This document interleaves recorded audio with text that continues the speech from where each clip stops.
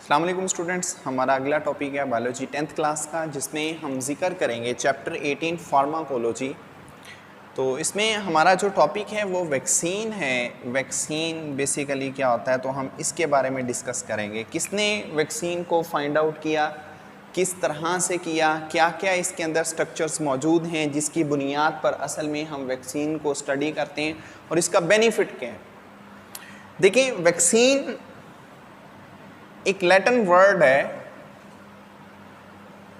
Latin एक word है वैका, और वैका का माने काओ, ये वहां से निकला है।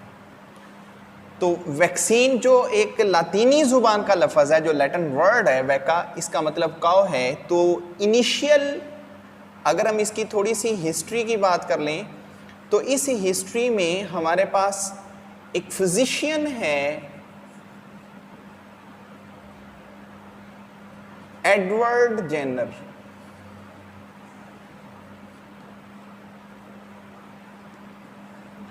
इस बंदे ने ये एक्सपेरिमेंट परफॉर्म किया था 14 मई 796। ठीक है। Vaccine is a material containing weekend या फिर डेड पैथोजेंस। इसके अंदर कुछ ऐसे पैथोजेंस होते हैं जो या तो कमज़ोर होते हैं या फिर मरे हुए होते हैं। उन्हें हमारी बॉडी के अंदर इंट्रोड्यूस करवाया जाता है। जब वो हमारी बॉडी के अंदर इंट्रोड्यूस करवाते हैं उन्हें, तो वो स्टिमुलेट करते हैं किस चीज़ को, एंटीबॉडीज़ को। तो वैक्सीन के अंदर वो जो एंटीबॉडीज़ होती हैं हमारी सोई हुई, वो जाग जाती हैं और वो बीमारी के खिलाफ कंपीट करती हैं। ये वाला मेथड एडवर्ड जेनर ने 796 के अंदर परफॉर्म किया था, जिसमें इसने कुछ काउपॉक्स लीजन्स, इन काउपॉक्स लीजन से कुछ मटेरियल लिया और इस मटेरियल को एक लड़का था जेम्स फिप, उसके अंदर इंट्रोड्यूस करवा दिया। जब उसके अंदर इंट्रोड्यूस करवाया तो अब वो बीमार हो गया, किस में, काउपॉक्स डिजीज में। जब वो इसमें बीमार हो गया तो सेकंड, फिर ये फर्स्ट डिजीज थी, ठीक है, जिसे इंट्रोड्यूस करवाया गया था। अब जब सेकंड डिजीज इस बच्चे के अंदर इंट्रोड्यूस करवाई गई, जिसका नाम था स्मॉल पॉक्स, लेकिन स्मॉल पॉक्स की डिजीज जब इस बच्चे के अंदर इंट्रोड्यूस करवाई तब इसे कुछ भी नहीं हुआ। ऐसा क्यों नहीं हुआ? क्योंकि स्मॉल पॉक्स और काउपॉक्स, इन दोनों बीमारियों का जो वायरस होता है वो सेम होता है।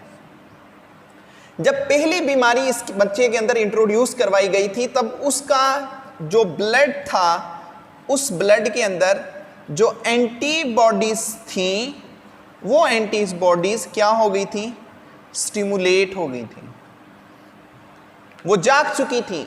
अब वो जब जाग चुकी थी वो अब कंपीट कर रही थी किसके खिलाफ, जो डिजीज उनके अंदर इंट्रोड्यूस करवाई थी। अब ये वाली जो एंटीबॉडीज थी ये स्टिमुलेट हो गई। जैसे ही अब ये स्टिमुलेट होगी तब आपने नेक्स्ट डिजीज इनके अंदर इंट्रोड्यूस करवाई, तब ये बीमार ही नहीं हुए। जब ये बीमार नहीं हुए तब फिर हम ये कहते हैं कि असल में जो लड़का था वो पहली ही बीमारी के जरिए वैक्सीनेटेड हो चुका था।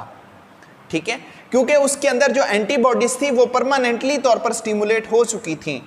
तो ये जो एंटीबॉडीज हैं ये बेसिकली स्टिमुलेट इन्हें कौन करवाता है, बी लिम्फोसाइट कुछ सेल्स होते हैं, बी लिम्फोसाइट्स।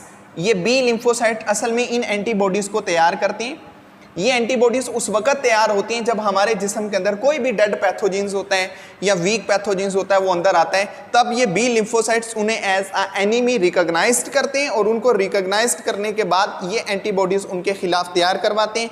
जैसे ही एंटीबॉडीज उनके खिलाफ तैयार होती हैं ये उन्हें कंपीट करना शुरू कर देती हैं और ये एंटीबॉडीज परमानेंटली तौर पर फिर एक्टिव हो जाती हैं। और अगर फ्यूचर में भी, नेक्स्ट लाइफ में भी अगर कभी वो डिजीज या उस तरह का जो पैरासाइट है वो दोबारा इंट्रोड्यूस होगा, तब ये ऑर्गेनिज्म उसे क्या, तब ये एंटीबॉडीज क्या करेंगी, उन्हें किल कर देंगी। ठीक है।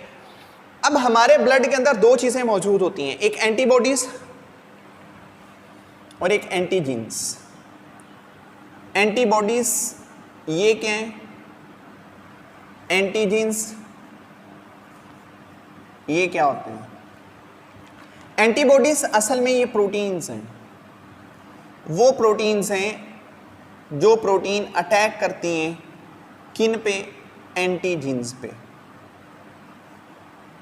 एंटीजेंस क्या होते हैं? ये पैथोजेंस हैं। ये वो असल में सब्सटेंसेस होते हैं जो स्टिमुलेट करते हैं, जो असिस्ट करते हैं किस चीज़ को? एंटीबॉडीज़ को।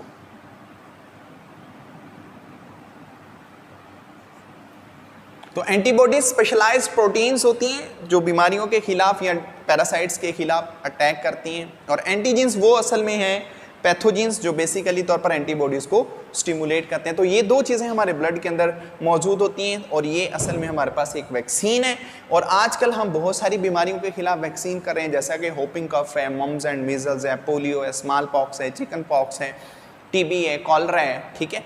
तो ये असल में कुछ ऐसी प्रॉब्लम्स हैं जिनके ज़रिए से हम वैक्सीन करके आने वाले फ्यूचर में हम क्या करते हैं, इन बीमारियों से बच जाते हैं।